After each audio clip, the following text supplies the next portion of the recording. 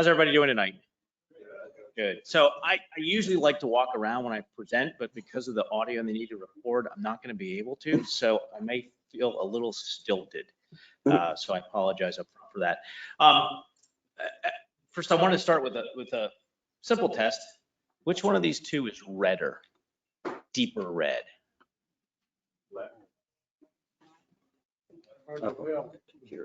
Sorry. Same for the luminance. Yeah. And that's one. And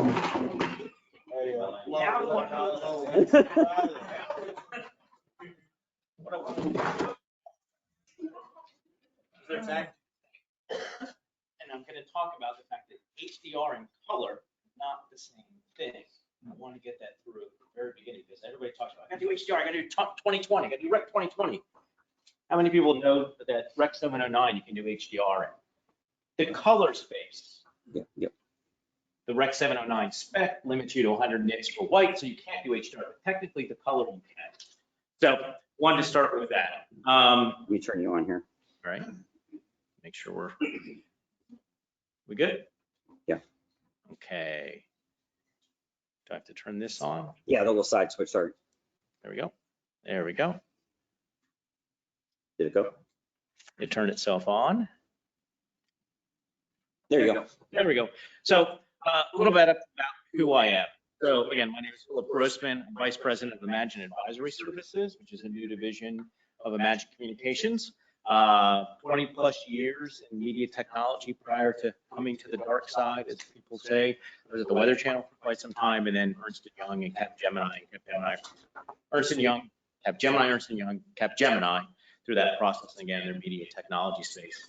I've also been on the other side of production. I produced and hosted The Mysteries of the Abandoned and Almost Deadly Secrets, which was on the Discovery Channel, Science Channel, depending on what country you were in, prior to HBO's little show. And then I also am an adjunct professor or instructor for Red Digital Cinema. So I've been working with Red for about 5 years now. So I've been actually shooting 8K HDR for 4.5 years now.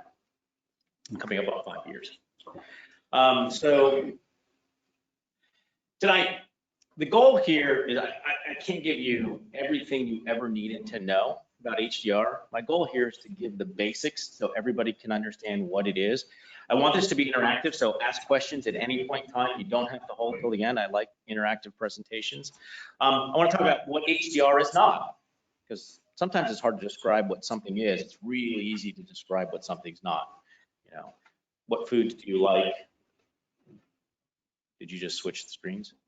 Oh, what happened? I think you switched.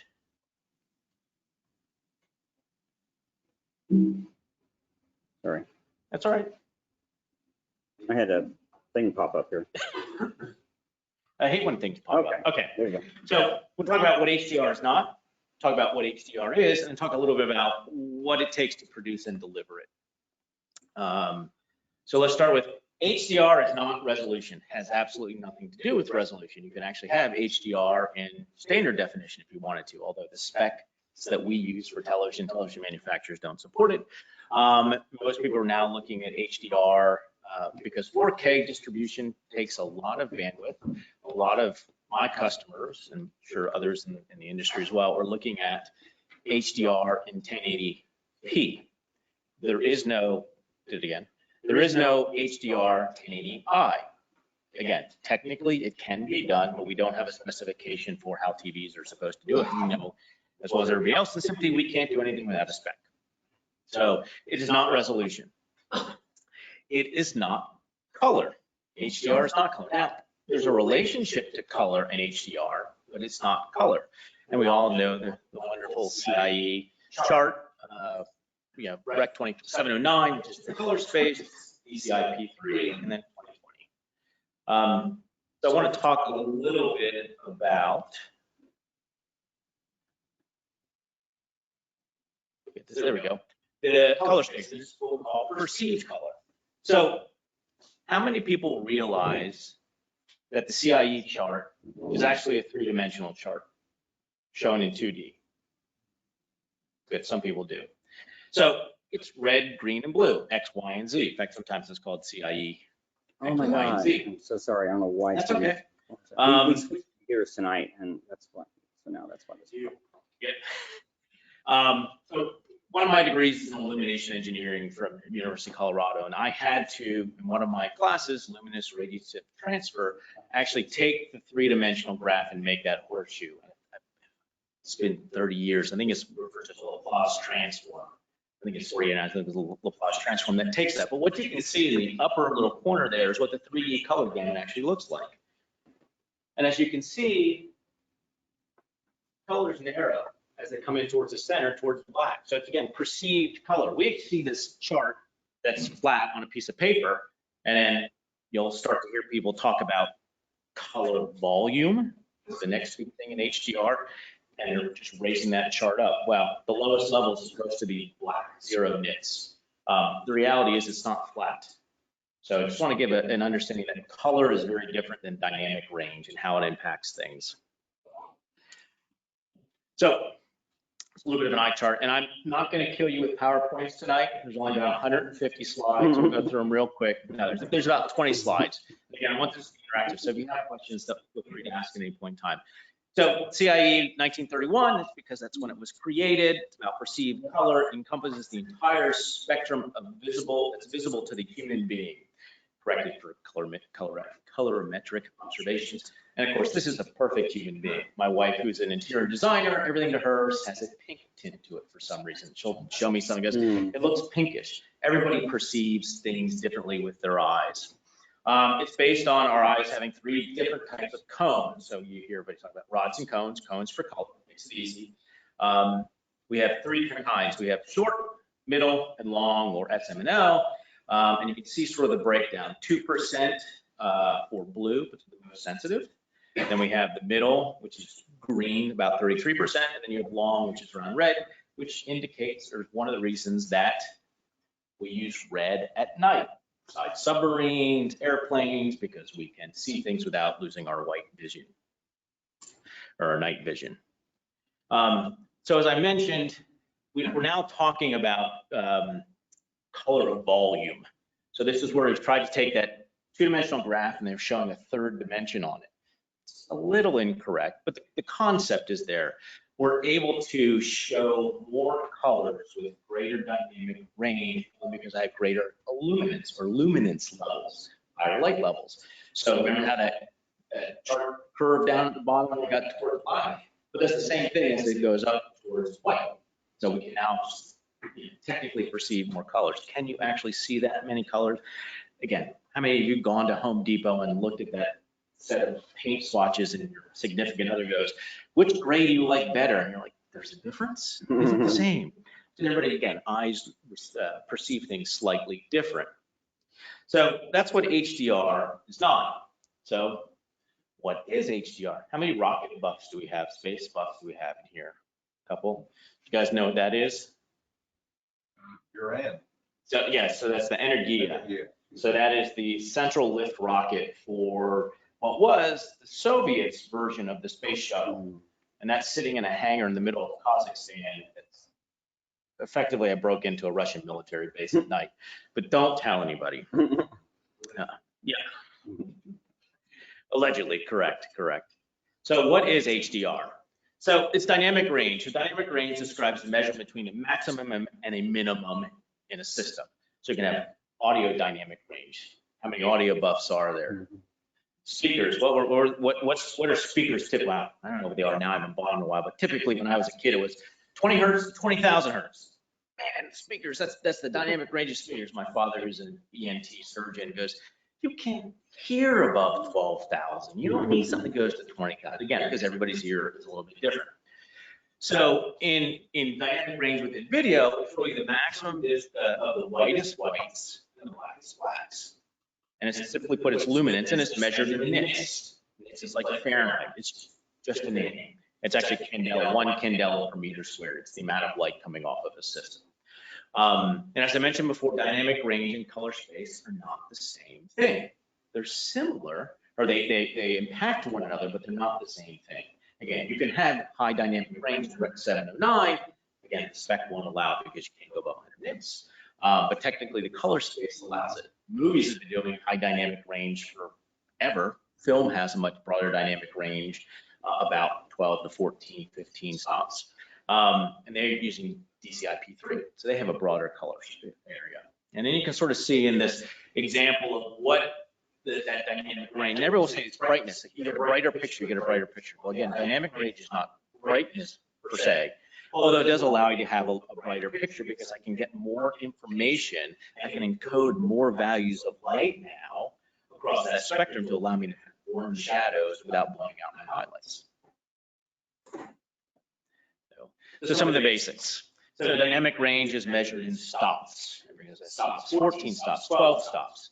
A stop is basically the doubling of the luminance value. Stop is loosely equates to the bits and luminance values. So 8 bits is approximately 8 stops. 10 bits is approximately 10 stops. Is it exact? No. But if you think of it, doubling of light, I go from 0 to 1, 1 to 2, 2 to 4, 4 to 8 to 16, and so on. When you hit 10 to 24, it's about 10 stops. So it's an easy way to, and that's why I'm saying Rec 709 allows for 10-bit color and luminance. So again, you're stuck at 709 because of the spec itself only allowing your television. How many, how many stops does a standard dynamic range television have today, our Rec 709 sets? 6? Yeah. 6. 5 to 6 roughly. And part of that's because black is not 0 and white is not 100 in our calculations. It's 16 and 235. So we sort of cheat in a little bit so we don't have the full dynamic range. And a lot of it, again, is all because of our CRT.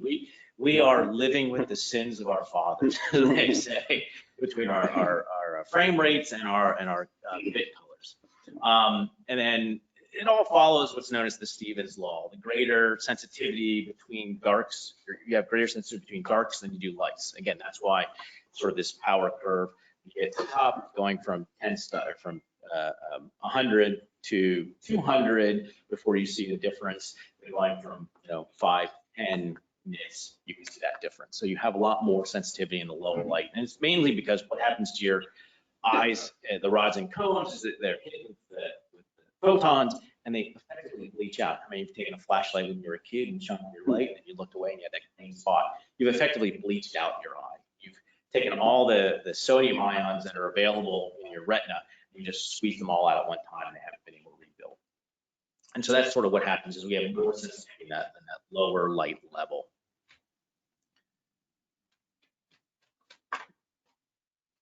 Try to only have, so this chart is sort of showing you that relationship between the bits, nits, and gray levels. And so you can see 10 bits gives you about 10 to 24 shades of gray.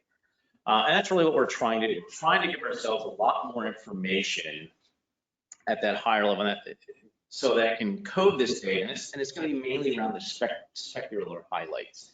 That's really where your TV, sort of everything goes to white instantly, is in the specular highlights. That's what really HDR is attempting to do.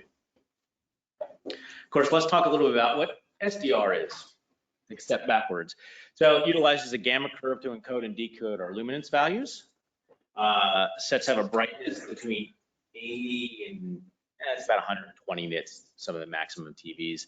Utilizes 8-bit color, and like I said, roughly 6 to 7 stops max within it. And what are we trying to do? I'm sure you've seen this graph, this picture at the bottom. It's shown up in just about everybody's HDR presentation. And our goal with HDR is to try and capture what our eye sees and deliver it. And we can see in the SDR process, we really start to squeeze all that information down to deliver. Originally it was because the sets couldn't do HDR. And now as the sets are able to do HDR, we got to go back through that chain and make sure all the equipment that's in that chain. Our cameras have been able to capture enough dynamic range probably for the last 5 to 8 years. Most cameras, the sensors, we just had the electronics that clamped them down to that 709 space because we didn't need the extra information. Now we can store that extra information with the hard drive and space to support that. So HDR standards. So we have EOTF and gamma curves. So SDR utilizes a standard gamma curve based on CRT responses. Again, BT 1886. HDR utilizes an EOTF, or electrical optical transfer function, which is just a nonlinear way of encoding brightness values, luminance values. In HDR, there are basically two EOTFs, and this is where we start to get into how many different types of high dynamic range are there. There's 27 different standards. There's two. And then how many Hugo from Sony? Okay, there's three. Let's talk to Hugo. There's really two.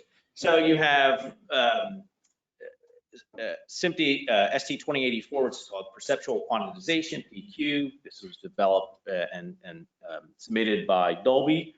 And it's basically taking that amount of dynamic range and what your eye can actually see and building this electrical optical transfer function, nonlinear function for encoding those luminance values. And then the other one, the competing one, is the hybrid log gamma, HLG. Again, originally done by BBC and HK, there is no SMPTE standard for that. They've also been combined into what's now BT 2100. So you could have Rec 2020 or BT 2020, which is just the color space and 4K. And then 2100 is adding additional information around how to do HDR, and now it includes both HLG and PQ. And again, what are we trying to do? We're trying to take what the human eye can see and deliver it on a screen, whether that's in a theater or in your house, without compressing it too much. Are we ever going to get exact? I don't know, maybe. But we're close enough. I've been doing this over, like I said, the last 4 or 5 years, and in most cases, close enough is really good. Now that's sacrilege for us engineers. I get that. Bridge stands up or a bridge falls down. My degree's in civil engineering. My sister's an accountant. I call that social math. HDR is sort of the social math of television to get it close enough. The reason being is that every single television manufacturer is going to be different. They're not going to have the full. How many of you guys have looked for monitors recently and the color spaces they support? So how many have found a monitor that supports 100% of Rec 2020? Outside of maybe a Flanders, and I don't think Flanders is 100% yet. They just don't exist yet. I found the one that I use for color grading that fits my budget, or more importantly, what my wife thinks my budget should be for a monitor. And it's about 86% of Rec 2020. Most home televisions are going to be 50, maybe 60% 2020. They're getting better. A lot of them will do the full 709, 100% RGB. Are getting close to DCI-P3, which is film, the film color space. So we're getting close. Well, sort of close enough. Of course, then you get into the house and your significant other plays with the dials. My father loves to turn on motion simulation, or whatever the hell that's called. He thinks that's the greatest thing since sliced bread. I hate it, but that's what he likes. That's, and so, as much as you'll hear the term in HDR about the director's intent, the cinematographer's intent. We want to manage the intent of what they were trying to show us. I've seen some films and the color grader was on acid. I'm not sure that that's what they saw when they were out there. So this idea of intent, of course, we've all gone to Best Buy, and every machine, every TV is cranked up, as saturated as possible because it looks good. So to manage this intent, I think that's the wrong way to look at it. Again, but I understand the idea of wanting to get things as accurate as possible for this. The funny thing is we're getting less accurate the more we get into these functions. So we know that timing in days gone past, early color, timing had to be super accurate. How accurate is timing with PTP compared to back then? Not very accurate. Now it's accurate enough for what we need to do and the values and the trade-offs. And it's sort of the same thing with this. So we go back. Yeah, you go back. There we go. So some of the standards. So as you said, perceptual quantization, or PQ. This is what Dolby Vision uses, HDR 10, HDR 10 plus utilizes. This utilizes the ST2084, which is the EOTF. That's that nonlinear curve. HDR 10 maximum brightness at 1,000 nits, so the light's 1,000 nits. HDR 10 plus, and we'll talk a little bit about that in a second, as up that to 2,000. Dolby Vision goes all the way up to 10,000. So Dolby Vision technically is future-proof. I don't know how many of you ever sat in front of a 2,000 or 3,000 nit monitor. You gotta wear sunglasses. I don't know who's gonna wanna watch at a 10,000 nit monitor. But it's there, they wrote the spec, so, you know, maybe. It utilizes metadata to ensure absolute preference with CVOs. And that's really the thing that differentiates HLG, which is the competing standard, with PQ or the HDR10 and the Dolby Vision, is that PQ is an absolute reference. So what's happening is that specific point on that curve and that specific color value has a value, and that's transferred in the metadata, which is, we'll talk about in a second. And so that TV manufacturer who can't quite get to 2020, can't quite get to the 1,200 nits or the 2,000 nits or whatever the film was graded on, has its own, for lack of a better term, to make that transmogrification, change that color to get as close as possible to what that set can handle. Again, remember the two lights here, it was a luminance trick, and that's what they're going to do. They're going to say, well, this red is close enough if I drop that luminance value just slightly. That's what they're trying to do. That's really what that metadata is for. It's also, PQ is not backwards compatible. If I take an HDR PQ signal and run it into an SDR set, it's going to look horrible. And I've got some examples I'll show you. Now, the competing version of that is called the hybrid log gamma. It was developed by the BBC and NHK. It's backwards compatible, sort of, for delivering HDR to the home. So there's no metadata required. So it's backwards compatible. It's best suited technically for live production, but I'll talk a little bit about what this metadata stuff can and can't do, and that there's actually a way to do PQ live without metadata. And Dolby Vision actually has a live version of Dolby Vision. I don't know if it's released yet or it's coming out. It does add latency because I've got to make the calculation. In order to do the calculation, I actually have to have an entire frame or scene. Now, Dolby Vision uses what's called dynamic metadata. Each single frame can have its own set of metadata. And again, all this stuff is now standardized in BT 2100. So, talk about HDR production. So PQ requires metadata to be calculated. There's two pieces of metadata is calculated. There's four pieces that are transmitted. One is that it's HDR and it's PQ. There's a flag that comes across that lets your TV set know that this stream is PQ or HLG. So your TV can do what it needs to do if it's supporting those two. The next piece of metadata that usually comes through for a film theatrical release is what was the maximum nit value for the mastering monitor. Most of them are about 4,000 nits today.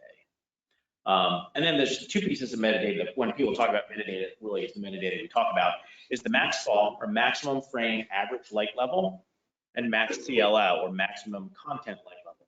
What do those things mean? So HDR10 is, you'll hear it referred to as static metadata, which means that there is a value, those two values, for the entire film. The reality is they can actually do it by scene if necessary. It's scene-related data, as compared to HDR10 plus or Dolby Vision, which is dynamic metadata, which just means that every single frame can have those two pieces of metadata. And those two pieces of metadata helps that television manufacturer say, well, I know what the director's intent was in color for this pixel, and I'm going to do my best to make that pixel look the same. Dolby Vision is a real, all work with Dolby, is very, very strict on how they calibrate and sign off on monitors and television sets. So everybody has to fit their math. In the HDR10, we're assuming that LG and Vizio and the others are going to do it as best they can. So what is the max frame average light level? That's the average light. So take 1920 by 1080 or 3860 by 3840 by 2160. All those pixels, what's the average light level in nits for that scene? Simple as that. Or In this case, you do it for an entire film. And that's why people say, well, I can't do live video for live sports in PQ because I have to have an entire frame, and I need to have at least one frame to do the calculation, so I got a frame of latency, plus all the other latency that's in my system. And I got to do the calculation. How long does it take to do the calculation? Maybe a frame or two. I think Dolby was saying theirs is about a second delay. Now on transmission, that might be fine. Certain sporting events, there's a lot of betting on, that's way too slow. And then you have maximum content light level. Maximum content light level is what is the absolute brightest pixel in that scene or the brightest pixel in the entire film. And again, what that does is enables the television manufacturer to adjust their version of what that information is to look as close to what that director wanted. Excluding film dirt.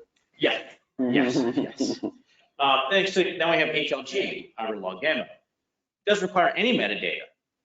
It's a nonlinear transfer function. The lower half of the signal uses a gamma curve, which we're all used to, gamma 2.2 or 2.4. And then the upper half of the signal uses a logarithmic curve, sort of roll off those highlights and it's all about giving enough information for me to encode all those different lightness levels without clipping.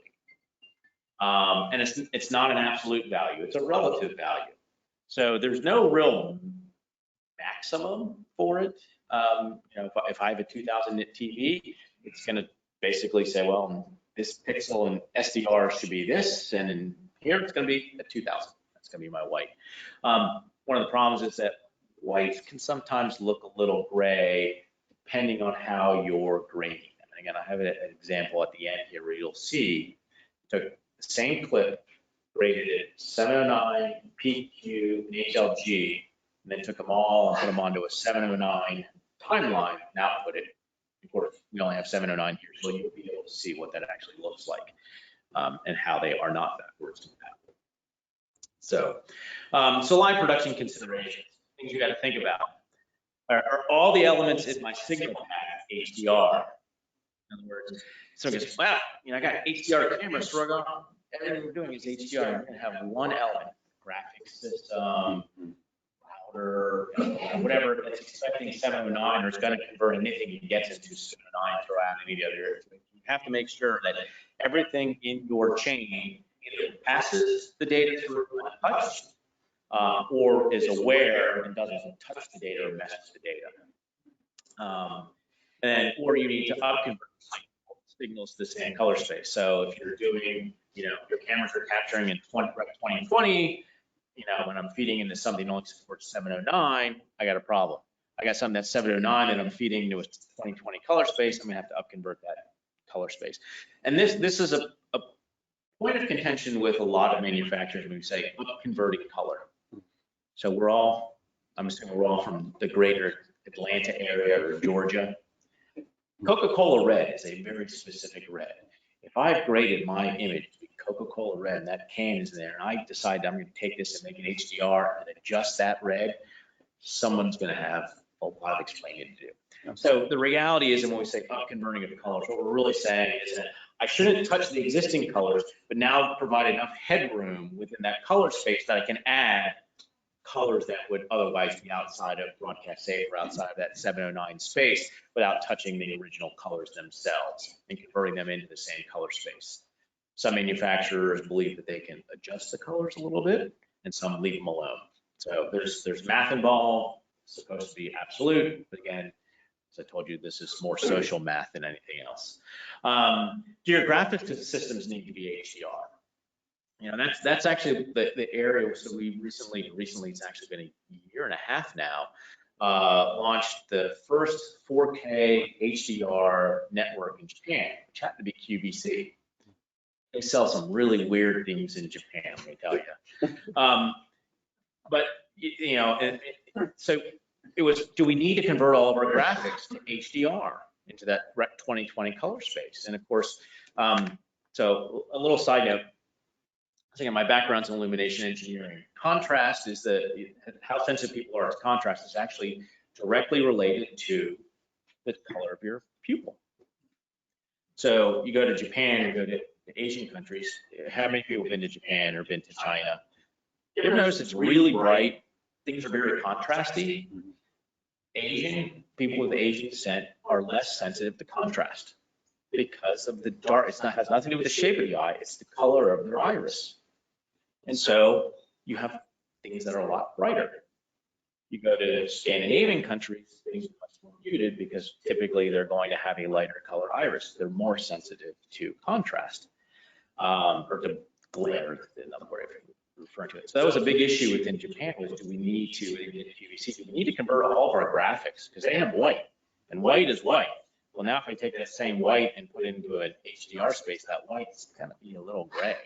So they had a big issue because we still also have SDR that we had to distribute. So it's the whites that are going to cause you the most problems in an HDR space.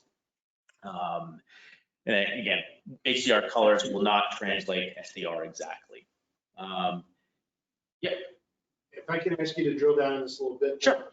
So my understanding, Rec 2020 P3 color spaces are larger than 709. Correct.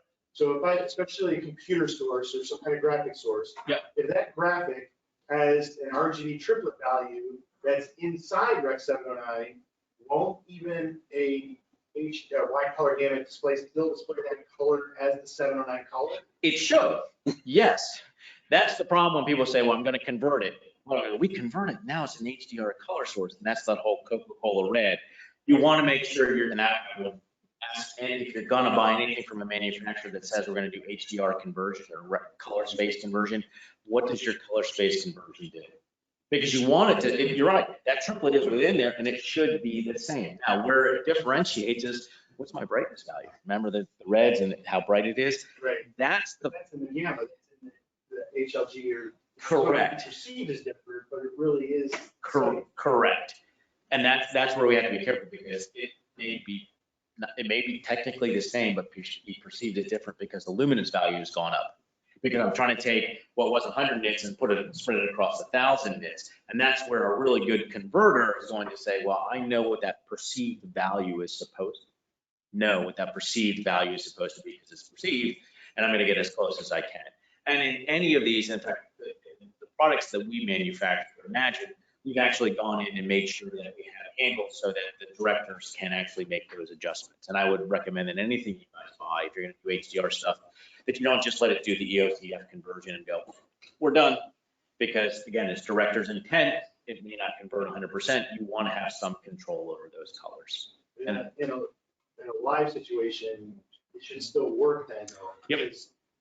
Even if all we're doing is EOTF, just changing the dynamic range, Yep. you're not changing color at all. Yep. Our cameras are still outputting 709 color space, but they're doing an HLG curve. Yep. That should still work. You should be, yeah. And with all that, you want to make sure you have the finance and capabilities to make some of those minor adjustments, which again goes to this metadata. So we talk about all this metadata. We got to have this metadata within your, and I'm not an expert in HDR. I've been doing it for 4 years and never considered myself an expert in it because there's a lot of stuff I still don't understand. And when I don't understand it, I call who I consider to be the expert, Bram, up in Flanders. So he's answered a lot of questions. And one of the things I had a question with him one day was, talk about all this metadata, and we need to have all this metadata. So what if I got a system that doesn't have metadata? How do I run? He goes, well, if you're in a production environment, you don't need the metadata because you have control over the monitor. It's an HDR monitor. You know what the maximum nit value is. So you have control over your environment. So you know what it's supposed to look like. You don't have to calculate that metadata until it's being distributed and going down that pipe in a PQ environment. You don't have to have that metadata live inside of your own environment because, again, you control those monitors. If I know this is a 1,000 nit monitor, this one only goes to 900 or 800, and this one goes to 1,200. I have the ability to go in there and adjust those monitors as necessary so that I know I'm getting everything to look the same. It's not the easiest thing in the world. Your monitors are all different nit values. I would suggest you buy all the same monitor. It makes it easier, but you don't have to have that HDR metadata. You can go there and just affect my television home. It's a Sony something or other 43-inch HDR set. I can go in there and force it into HDR. I can force it to PQ, or I can force it to HLG. In fact, the other night I was watching, I can't remember the name of the movie. I can't remember the name of the movie now, but anyhow, I was watching it and I was going, Last Blood, Rambo, Last Blood, that's what it was. I had to erase it from my memory because my wife asked me, why the hell did you watch that movie? Because I watched all the other ones when I was a kid. And I'm watching it and I'm going, God, this thing looks horrible. Did I do something wrong with my encoding? This doesn't look right. You know, and I started playing around and I realized that I had been playing with the TV and forced it into PQ, but I was sending it a SDR signal and it looked horrible. And of course, when I realized that and then dropped it back out to auto, it looked perfectly fine at that point in time. So you can force your television or your monitors into the appropriate HLG or PQ. And then again, you know your entire environment and can make sure that all your monitors are referenced properly. Of course, the last thing is how bright is too bright? Again, 1,000 nits, 2,000 nits, 10,000 nits. You know, wear sunglasses to watch a beach volleyball game on a 10,000 nit monitor. The sky will look amazing. You'll see every detail in the sky. You'll maybe be blind at the end of the game. So let's do a couple examples of what. Yeah. In your previous slide, it had a historical recording part. As an editor, I'm curious, what if you are making use of historical clips or packages that, you know, an inauguration of JFK or Babe Ruth or whatever it is, how does that have to be converted and all in this environment? So the luminance, and that again, this is the quality of the conversion is important because I don't want my perceived color to change. But if I take if I grade something in 709 and flip it over to a PQ environment, everything's gonna look really dark because I need to grow my luminance value. That's where Dolby does a really good job. You can go in and actually grade your HDR first. That's a big question a lot of people have is, do I grade my SDR or do I grade my HDR? You listen to Hugo, you're getting paid on your SDR, so that has to look perfect. So make sure you do that first, and then we can derive the HDR out of that. I believe going the other way around, it's easier to sort of downsample than to upsample. That's effectively what you're doing. So you're probably going to have to regrade or have a system that allows you to get that luminance value. So what is supposed to be black in this and white in your SDR has to be grown when you go into your HDR. If not, everything's going to look black. So you're going to have to do some conversion. I found to date, it's easier for me just to go and regrade, to be quite honest. Now, if you're doing a feature length film, you're not going to do that. You're going to use Dolby Vision. You're going to create your SDR out of that. But you're going to have to do some type of conversion. Luckily, going from SDR to HDR is actually easier than HDR to SDR. And is that the meaning of that second line from the bottom? Recording for historical playback, meaning playback 10 years from now? Yeah, so it's recorded. So it's funny you mention it. I was at the Library of Congress last week.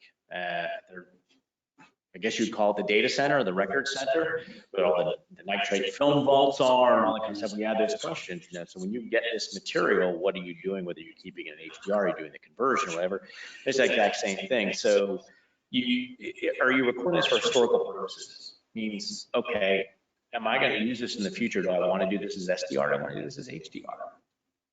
You know, and I hate to pick on Hugo, but I can, he's not here. I saw his presentation for the video group and somebody asked, should you record in HDR or SDR? And he said, well, if you're not using HDR, don't record in HDR. There's no reason to. I thought, Hugo, that goes against every single thing that's in your presentation for 4K, which says you want to record in 4K even though you're doing HD today because you have more information in the future. The same with HDR. You want to get as much, more data is always better at the end of the day. Well, so, you know, if your wife sees your bank account, more data is not always better. More data is usually better because I can always reduce that much easier than I can make the data up. So am I going to be using this for historical purposes? Do I want, and that's where you get into this argument, do I do HLG, PQ? And there is a conversion EOT you have to go between the two, and it's not too bad. One of the myths that was around for a while, and I think it still exists, is that HDR only affects the highlights. It's only dealing with the highlights. It doesn't do anything in shadows. It's not 100% accurate. HLG Doesn't do anything in shadows because the lower part of the curve is gamma. It's the same as we have in 709 today. PQ, on the other hand, does give you more information in the blacks and the shadows. There's more room to do encoding. So that's one reason that PQ has been selected for most films. And that, and the fact that I can create this metadata, I don't have to worry about it being live, but it also has more data in it. HLG theoretically can have more data in the highlights because it's relative. It's not an absolute, meaning that once I get to 1,000 bits, it's going to clip in PQ, or in HDR 10 plus 2,000, Dolby Vision 10,000. So, does that answer the question? It does. Mhm. Where do the archivists, where do the feature film folks who look toward preservation 50 to 75 years, what is the official version of a given title? Are we now talking about printing multiple versions, a suite of? No, so I asked that question. I'm like, so what do you do when things come in? It says they have to keep an original version, whatever they submitted. They then create a J2K version, and they have to do it in, if it's PQ, they do it in PQ. If it's an HLG, they do it in HLG. If it's DCI, basically they need to make sure that they've got it as accurate a representation of what that submitted version was. Now, luckily today, everything is digital. So they can sometimes just take that version of the film, the original, and just put it on the tapes they use. I forget what it's LTFS? no, they're not. It's funny, they're not using LTO yet. Oh, they're looking at LTO 8. They finally said that LTO 8, they finally have taken long-term archiving seriously.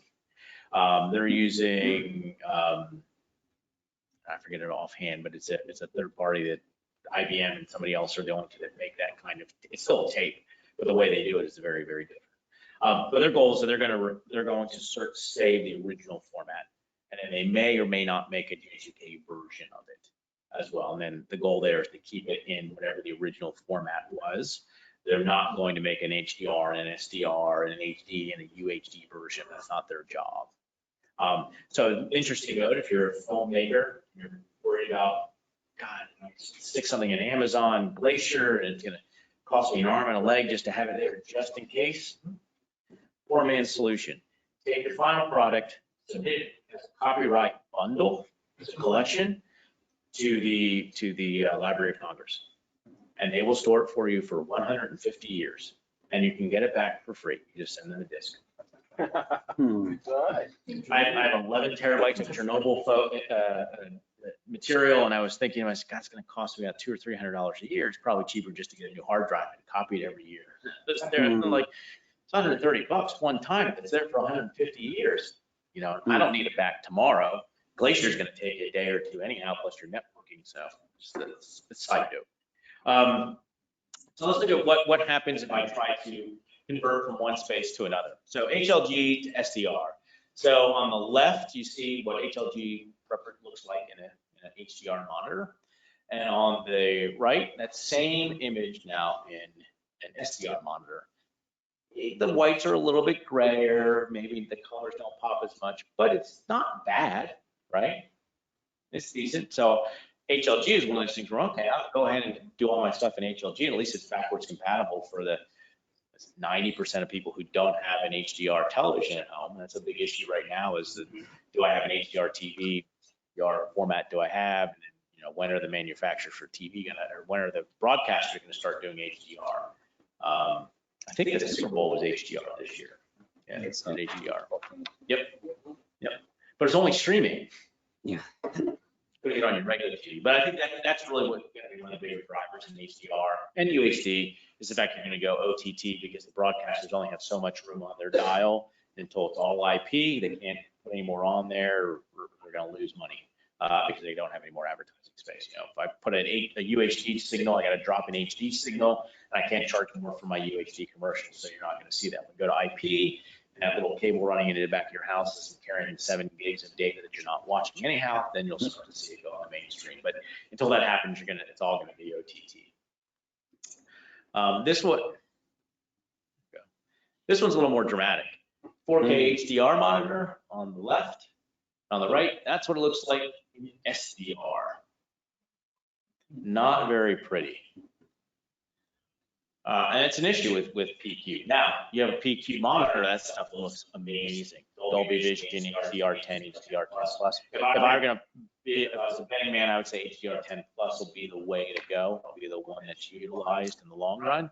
HLG has a much further head start. It just doesn't have as much, it doesn't encode as much data. So your movies are gonna look much better in PQ or HDR10 Plus, and 10 Plus allows you to have dynamic metadata, so you can have it down to the frame level as well. When we talk about metadata, and I found this interesting. So gotta have metadata, gotta have metadata. DisplayCalibrations.com basically pulled all of these movies, read their metadata, take a look at the metadata. So I've got, first of all, Blade Runner 2049, which is a decent movie. My wife's brother-in-law manages Dave Bautista, so we were really into seeing that movie, and we were a little upset that his role was like 5 minutes. But they used a 10,000 nit monitor to do their grading. And they didn't rec 2020 color space. But you see the Max CLL and the Max Fall, but you notice that Dunkirk and Life of Pi, and for different distributions, and City of 1,000 Pin. What are the values? 0. So that's a major motion picture that's being released on Blu-ray and HDR or in streaming HDR. And their values for Max CLL, Max Fall are 0. 0 just means there's no metadata there. So what happens? My TV is going to assume that it was, 1,000 nits is the brightest anything can be on here, and 0 is going to be the darkest anything can be on here, and it's going to do its best. Make it look good. Is it going to look good? It's going to look a hell of a lot better than the SDR. Is it going to look exactly like the director wanted it to look? Yeah. But the director's not going to be in your living room. And like we were having this conversation earlier, the real auteur in the film world was a projectionist. After I've gone through and I've color graded the film and it's already at the movie theater, that projectionist doesn't have his projector dialed in, or his lamps are getting old. He's got, heaven forbid, the wrong lamp type in. He's going to decide what the color of that film is and how bright that film is. Sort of the same thing the TV manufacturer is really deciding, or you, or like my father and puts on motion simulation, are going to decide what that thing actually finally looks like.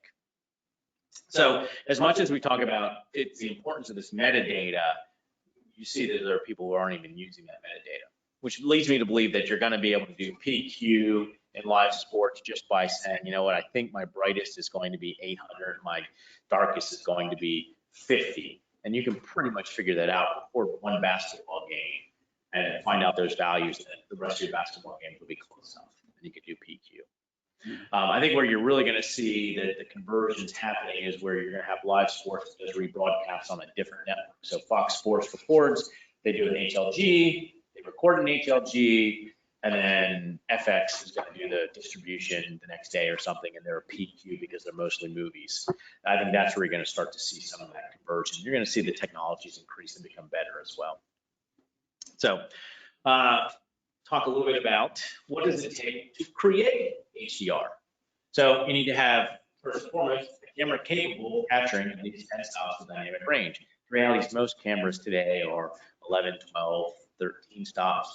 The best camera on the market today, they're the best sensor, I should say, the one that the DXOM marks, the red helium sensor.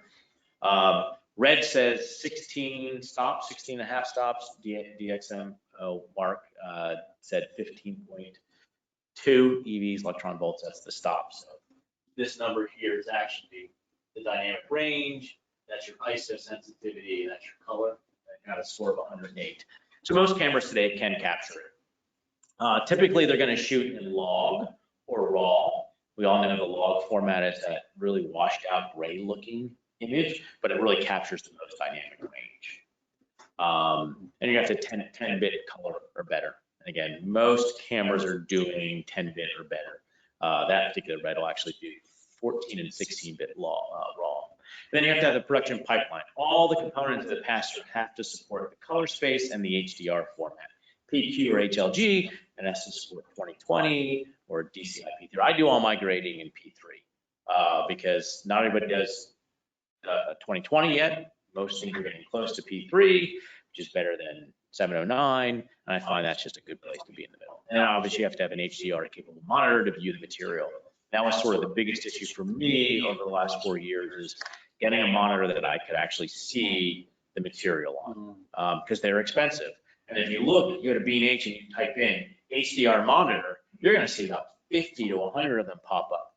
Look at the maximum nit values on all those monitors. Theoretically, to be considered HDR 10 or PQ, it has to be a true 10-bit panel, not an 8-bit FRC panel, but a true 10-bit panel. It has to have 1,000 nits, and it has to have 20,000 to 1 contrast ratio. 95% or more of those monitors on B&H are 300 to 500 nits max. They're usually 8-bit FRC, although they call them HDR. Now, what does that mean? It means that they've got a lookup table inside that does that tone mapping, that sort of figures out, I know this signal's supposed to be way up here, this signal's here, and we're just sort of gonna squeeze them and make it look close to what it should. So that was the biggest issue. Dell came out with one of the Ultra Sharps 2 years ago, I guess it was, about $1,200 to $1,500, depending on what day of the week you purchase it. And that's a true 10-bit panel, 1,000 nits, 20,000 to 1, 100% 709, 100% RGB, 98.7% P3, and it was like 87 or 88% of 2020 for $1,500. I'm like, awesome. And of course now, you know, Apple has their new monitor, XDR monitor, that is about $6 grand, $5 to $6 grand, depending on which model you get. It's a pretty amazing monitor for what you're going to get. Do a sustained 1,600 nits across the entire panel. That's sort of the other thing. They go just 1,000 nits, so they're zoned. You can't do 1,000 nits across the entire. You can't have a full panel at 1,000 nits. Sony was the first, or not, excuse me, not Sony. Apple was the first one that's able to do that, outside of the flamers and the Sony monitors that, you know, $20,000, $40,000, $50,000. You know, so it's getting exciting that you're now going to be able to do HD, because everyone will say, well, why don't you just buy an HDR TV set? Again, because most of those HDR TV sets that you get are not Rec 2020. They're really less than that. They're going to be 5,000, 6,000, or excuse me, 500 or 600 nits. And you really don't know the quality of color space. Yep. Now, is that, you say the whole panel came to 1,000 on a typical PC display? Don't you have just a single backlight though, and all the LCDs off means No, power, or is it zone lighting? it's all zone lighting. So any HDR monitor you get is going to have zone lighting. And this one is, I think, 384 zones that enables you to have that panel. And any HDR monitor today is going to be that. You'll see it as zone, as opposed to one panel or edge lit. That used to be the way everything was done. You get a real even color. Now, in order to get those really the dark blacks and the bright whites, it's done in panels and more zones. Obviously, the better you can control that. How does OLED work into this? So OLED has a broader color gamut, or can have a broader color gamut. It has unbelievable contrast ratios, because when it's off, it's off. It's not sort of gray, because I'm just taking an LCD and covering up an LED. That LED is off. And they can get upwards of 1,000, 1,500. That's why most of your grading monitors are OLED. I think Sony, just came out one of the first LED based, where all the other ones are OLED. And there are a couple others, I guess, that are LED based as well. And they just have a lot smaller zones for really bright pixels. And really, the micro LEDs are going to be the big ones. Yep.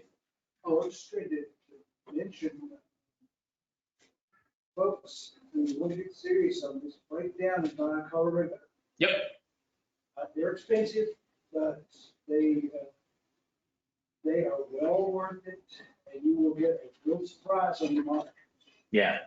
It will really, as you were saying, Yeah. particularly the luminance across the panel. Yeah. That was the shocking point when I wanted to go to calibrate my monitor. It's 1,000 nit monitor. I'm going to calibrate to 1,000 nits. It won't go that high, because the size of, it'll go in its specific areas that high, but the size square that it's attempting to do the calibration across, it can't get that bright. So, but again, for $1,200, it's close enough for doing just mainly NAB presentations, and material for different people's booths and stuff. And the stuff I've shot that goes on TV is all winds up being 709. Yeah, Culver, Josh Jason House here. Yeah. So I told you that, got an example that I did this morning of some material that I shot. This is the same piece, and layered them and masked it so you can see all three. Again, the one on the left is Rec 709. This happens to be a 709 projector screen, so that's what you're seeing it in. I graded the other two on my monitor as PQ, EOTF, and then HLG. Laid them all together so you can see what happens to PQ and HLG in the 709 space. So the areas to look at the clouds. There's a shot here, you'll see the sky. And the 709 one looks a lot better than the HLG because again, I graded the HLG to allow me to have things a lot brighter. So it winds up flipping in HLG. And you can see PQ because I really pushed my midtones and highlights. And it looks like, I got a spotlight going on there. And a PQ monitor, that looks fantastic. You can see so much detail. In 709, it looks horrible. By the way, that's the control room reactor number 4, Chernobyl. But that was the sky shot. You can see the 709 shot has more detail than the HLG because the way I graded, I pushed the colors up over that peak white. And that's the space shuttle that's in that hangar in the middle of the desert. Wait, I've seen, you're the one who took the pictures? Because I saw when I saw this like on newsfeed. Yeah. Myself and my filming partner from Poland. Wow. Yeah, I've made it here twice now, and it's a 20-mile hike one way at night, 65 pounds of gear to live in that hangar for 2 days. Obviously, it's so, I can't imagine it because just some pictures, they're so eerie. Yeah. But you can see in the HLG compared to the 709, there's so much more detail than what we would consider the mid-tone areas. You don't lose it. Yeah. Here, I'm trying to grade so that I don't blow out my windows. Even there, I'm blowing out the windows. In the PQ, if this was actually an HDR monitor, you can see the detail coming through that three-story window. And then you'd see a lot more detail in that mid-tone area because I've got so much more brightness values to deal with. And that's really the value of HDR. It's great that I can see clouds in the sky, but most of the stuff I shoot's at night or in dark places. So it's really that shadow detail. And that's one of the reasons I do everything in the PQ. Would you, so was this shot in something that's considered a 10-bit HDR? So this was shot, this is actually 8K red raw. So it's 16-bit raw data. How many stops is that? Theoretically, red says 16 and a half stops. Reality, according to DxO mark, was about 15.2. So in your capture, all the data is there to be able to do Yep. a master. Yep. Wow. And it's pretty amazing. So again, I started with red almost 5 years ago. They had their old color, what they call their old color pipeline. Their new color pipeline is called IPP2. Because all that data is raw, I can use the new pipeline to convert that old data. Anybody who's worked shot anything in raw, so I'm a photographer as well, I shot all my stuff in raw. Lightroom rendering engine has changed. They're on version 5 now. I can take stuff I shot 10 years ago in raw and open it up in the new rendering engine and actually extract more detail now because they're able to process it. Now, is it going to save a completely wasted shot? No. I completely screwed up. It's not going to bring that shot back. But that's one of the values of raw is that as we get faster and faster computers, better and better algorithms, that same data now becomes valuable. There's AI stuff that's taking things that were really blurry and making them pretty amazing. How many of you have seen recently, they took a 1912 or 1915 steam locomotive, shot it, I think it was 15 frames a second on film, and they basically upconverted to 60p 4K. I was glad they didn't colorize it. A week later, somebody colorized it. But it's pretty amazing the level of detail they were able to bring back with that AI technology. So I always, it's the thing that shooting the highest resolution, highest color space, highest dynamic range you possibly can, even though you can't deliver it that way today, because at some point in time, we're going to be able to deliver it that way. Yeah. So if you had taken this content and just rendered the whole thing out as Rec 709, and right now as I look at it, Rec 709, it looks low detail, it looks dark. Mhm. Is it taking just like a window out of all the data? And can you move that slider up and down, or is it creating a curve? So it's a gamma curve. So what my big issue is, I've got those windows up there, and I'm trying to keep the windows from being blown out. There's detail on those. And the PQ one, you can actually see the detail. You can see the frosting of the glass or the dirt. In 709, I don't have as much room, so I got to make a determination. Do I make it so I can see the windows? Everything else is going to be dark. Or do I make it so I can see that and the windows blow out? Now, the reality is, I am a DaVinci Resolve editor in colors now. I can power windows on there, make some adjustments. There's still only so much room that I have in there that you don't, limitations you don't have in PQ or HLG. And it's a balancing act. You know, you can only see so much data. So what data do you want to shoot? You want to see shadow? You want to see highlights? You want to see midtones? All right. Now, if we were grading just in the Rec 709 world, what I would do in Resolve is, of course, work with the master black and Yep. the lower gammas to try to bring those up to what appears Yep. on the HLG side. Yep.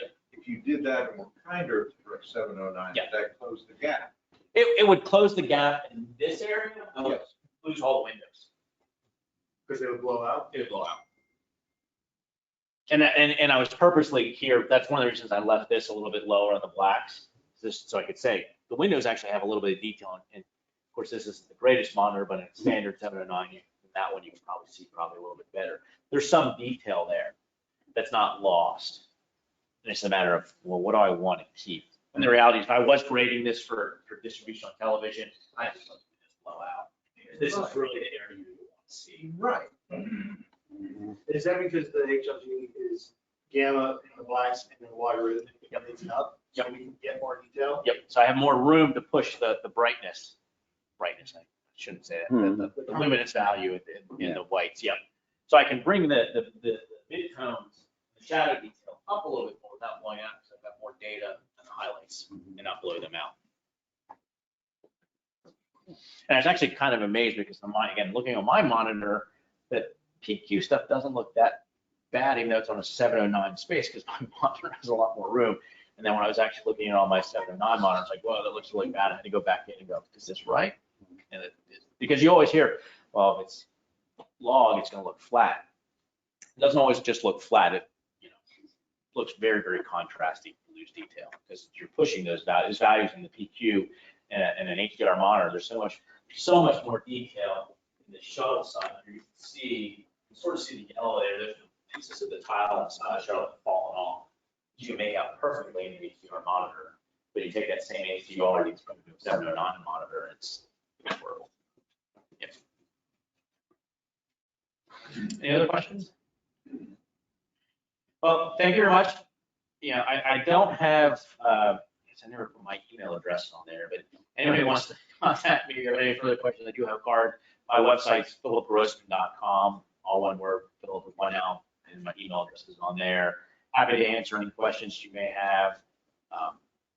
Thank you all for coming out on President's Day. Thank you.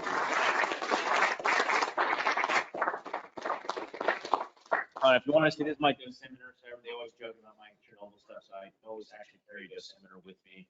Because everybody goes, where's your dosimeter? Here.